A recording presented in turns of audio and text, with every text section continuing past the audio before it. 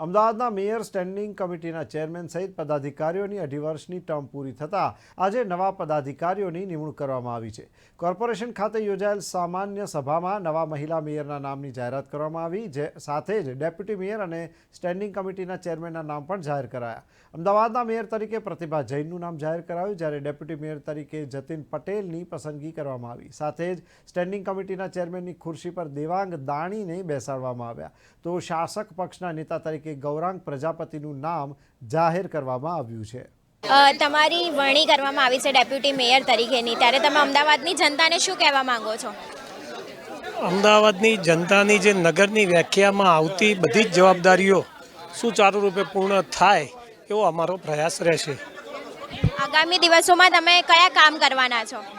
બેન, કોર્પોરેશનના માધ્યમથી જે ફરજિયાત સેવા અને મરજિયાત સેવા હોય છે, તો ફરજિયાત સેવાઓ ઝડપથી પૂર્ણ થાય કે નળ, ગટર, પાણી, રોડ, રસ્તા, લાઇટો એવા કામ અમારા પ્રયાસ રહેશે। તમારી વરણી કરવામાં આવી છે અમદાવાદના મેયર તરીકે, ત્યારે તમે અમદાવાદને શું કહેવા માંગો છો?